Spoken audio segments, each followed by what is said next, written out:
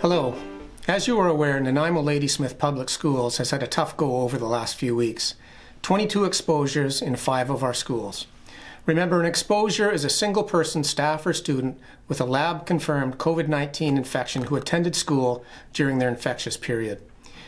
You may have also heard that a few other school districts on the island have also experienced school exposures in the last week or so.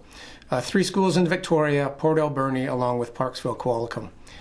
You can find up-to-date school exposure information on the Island Health School Exposure website. It's been over 14 days since John Barsby and Dover Bay Secondaries have experienced an exposure, and so those 2 schools were removed from the school exposure list a few days ago.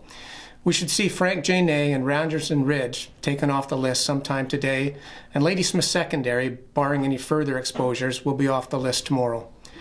While we are hoping that we don't have any further school exposures, we know it is very possible that we will.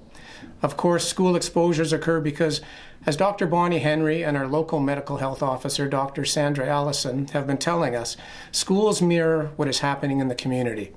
More cases in the community means a greater possibility of school exposures.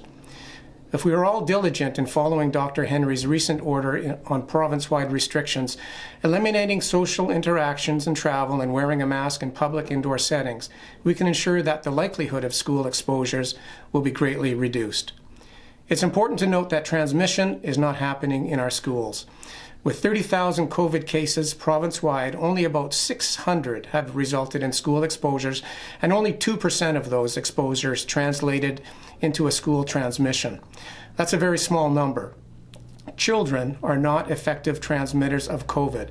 The protocols that we have in place are working, and in fact, children are safer in schools than anywhere else in the community. We understand that many of you have asked for the district to mandate the wearing of masks in schools for all students. With over 60 million cases worldwide, the pattern of transmission now is well understood. The provincial health officer understands the safety measures that work. While we continue to follow the guidelines set by Dr. Henry, I want you to know that if your child chooses to wear a mask in school, they will be supported 100%.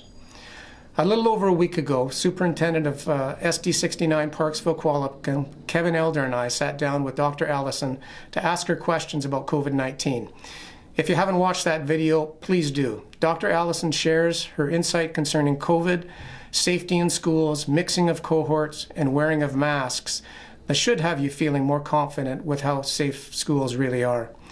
Once again, I'd like to thank parents, caregivers for their patience and understanding, teachers and support staff for their compassion and commitment, and principals and vice principals for their calm and caring leadership. We are all in this together, so let's all do our part to keep COVID out of our schools. Please continue to perform daily health checks and arrange for your child to stay home when they are sick. Thank you, stay safe, have a great weekend, and talk to you soon.